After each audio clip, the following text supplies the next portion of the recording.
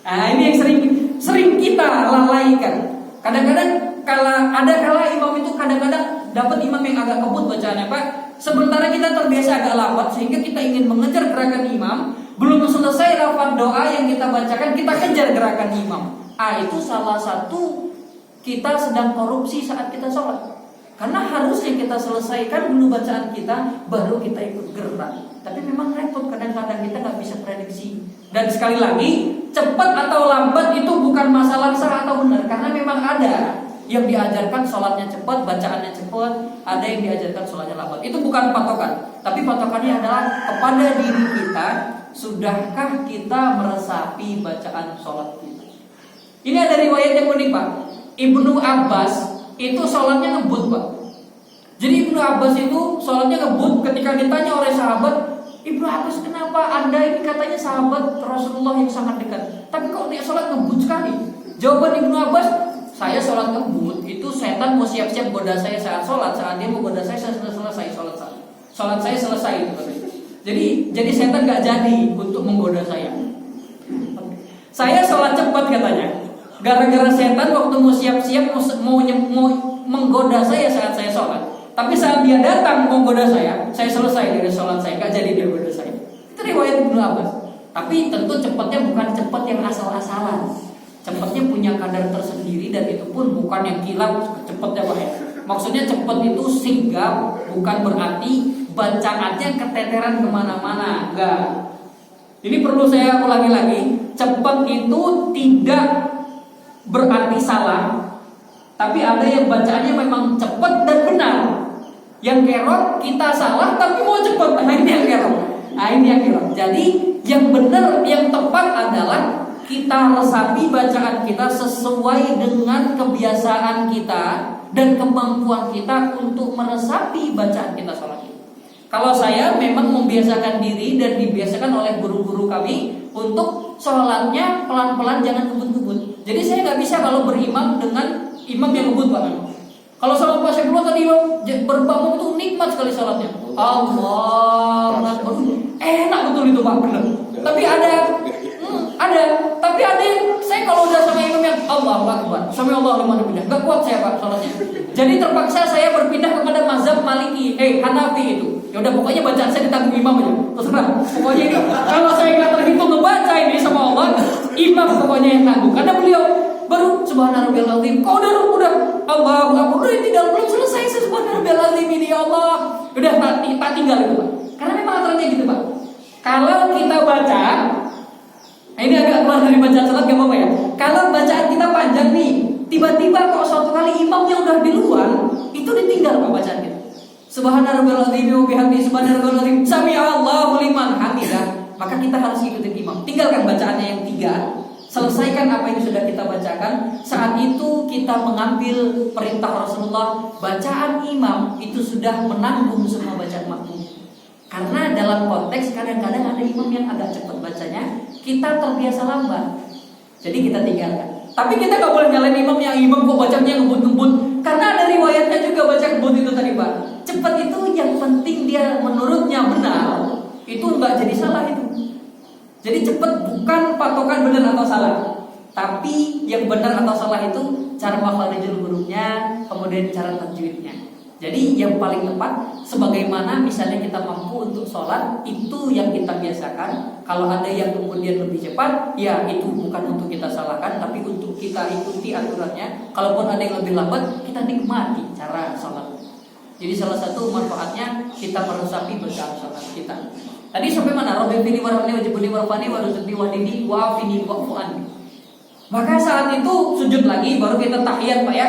Mau tahiyat awal atau tahiyat akhir kan semuanya bersambung ya. Langsung kita bacakan kepada doa tahiyat akhirnya saja. At-tahiyyatul mubarakatus shalawatut thayyibatu lillah. Ada yang lain dari ini enggak? Urutannya ada soalnya yang beda itu. At-tahiyyatu lillah, as-shalawatu wat thayyibat. Ada yang seperti itu bacaan riwayatnya, beda. Tapi berarti kita yang umum yang dibacakan at-tahiyyatul mubarakatus shalawatut thayyibatu lillah. Kalau dipecah, Pak, kalau dipecah bacanya bukan at-tahiyyatul mubarakatus shalawatut thayyibatu lillah. Bukan gitu kalau dipecah. kalau dipecah ya seperti ini. At-tahiyyatu al-mubarakatu as-salawatu at-tayyibatu lillah. Kalau dibaca satu persatu seperti itu. At-tahiyyatu segala penghormatan, al-mubarakatu segala keberkahan, at-tahiyyatu al-mubarakatu, as-salawatu segala salawat. Salawat itu bisa diartikan doa, bisa diartikan kemuliaan. As-salawatu segala salawat, at-tayyibatu dan segala hal yang baik-baik. At-tayyibatu lillah. Itu artinya at-tahiyyatu segala penghormatan, al-mubarakatu segala keberkahan, as-salawatu segala salawat, at-tayyibatu segala kebaikan, lillah hanya milik Allah Subhanahu wa taala. Maka saat kita sambungkan bacaannya baru at-tahiyyatul mubarakatus salawatut thayyibatu lillah. Jadi saya nggak menyalahkan, kita sedang memecah. Kita kaji satu persatunya. Karena memang kita diajarkan, saya waktu TK diajarkan gitu Pak. At-tahiyyatul mubarakatus salawatut thayyibatu lillah. Sehingga kita berpikir, oh at-tahiyyatul at-tahiyyatul mubarakatus salawatut thayyibatu lillah. Nah, itu pembelahan kalimat dalam bahasa Arabnya kurang pas kalau di bahasa Indonesia kan. Maka sekali lagi, at-tahiyyatu al-mubarakatu as-salawatu at-tayyibatu segala penghormatan, segala keberkahan, segala salawat, segala kebaikan lillah hanya milik Allah Subhanahu wa taala. At-tahiyyatu mubarakatuh salawatu thayyibatu lillah. Assalamu alayka ayyuhan nabiyyu wa rahmatullahi wa barakatuh. Assalamu alayka.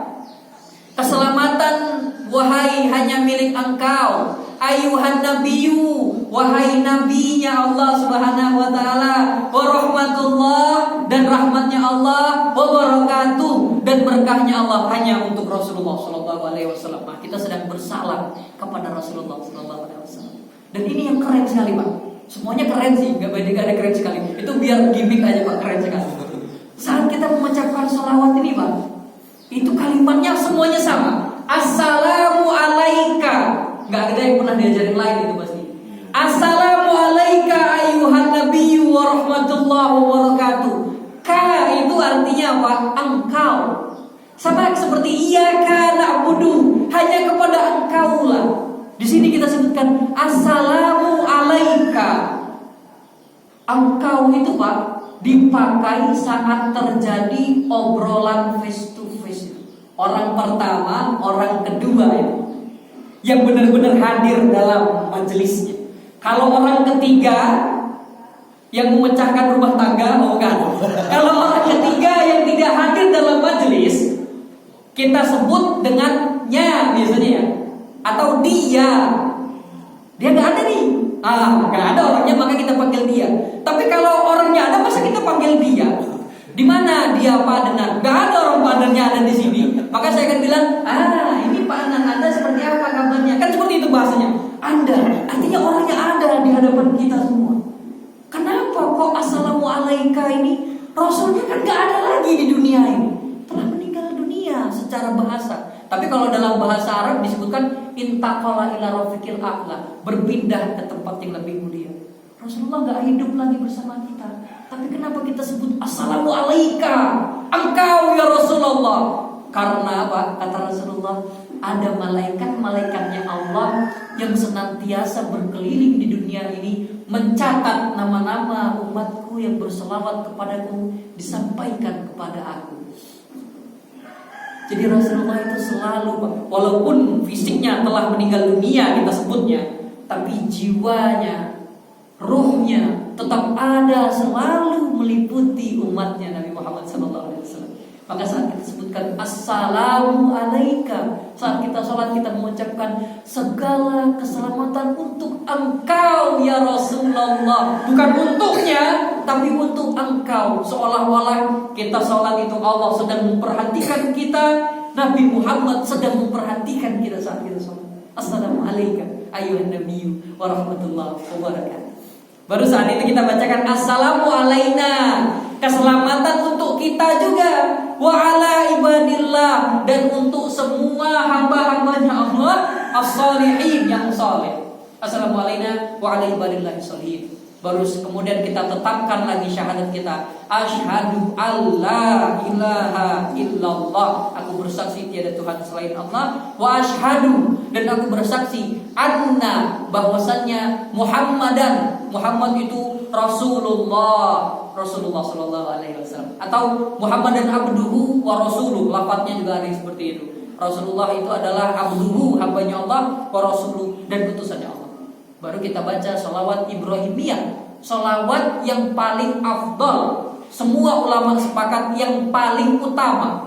Dari sekian banyak sholawat, mau yang diajarkan Rasulullah ataupun yang dibuat oleh ulama-ulama kita, semua itu yang paling tinggi adalah sholawat Ibrahimiyah, karena ini yang diajarkan langsung oleh Rasulullah sallallahu alaihi wasallam. Allahumma sholli ala Muhammad wa ala ali Muhammad. Allahumma, ya Allah Tuhan kami, sholli ala, limpahkanlah salawatmu ala Muhammad, kepada Nabi Muhammad sallallahu alaihi wasallam, wa ala ali Muhammad, dan kepada anak cucu keturunan Nabi Muhammad sallallahu alaihi wasallam.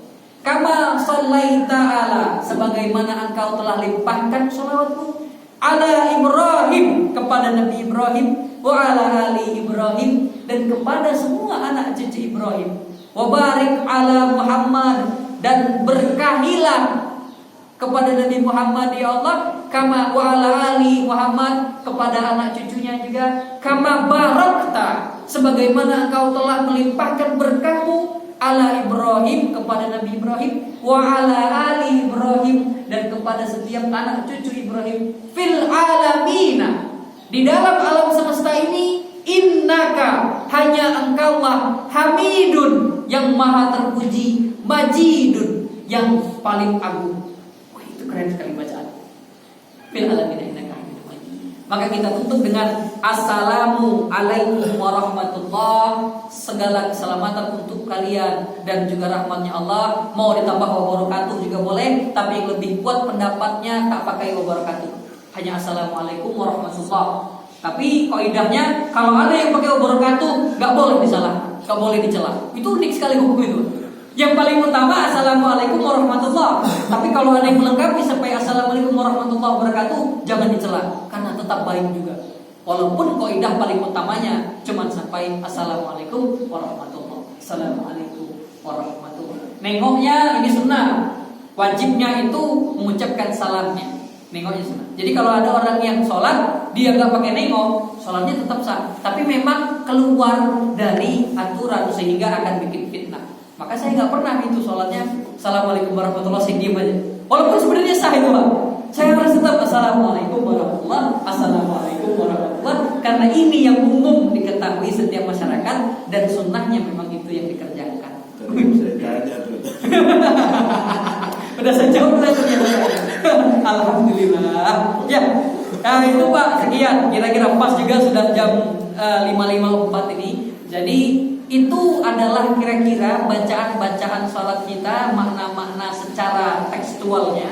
Nanti kalau kita mau kaji makna secara filosofinya tambah panjang, tapi sholat duha nanti kita jangan-jangan. Nah, jadi setidaknya pada kesempatan ini kita tahu dulu arti kata per katanya.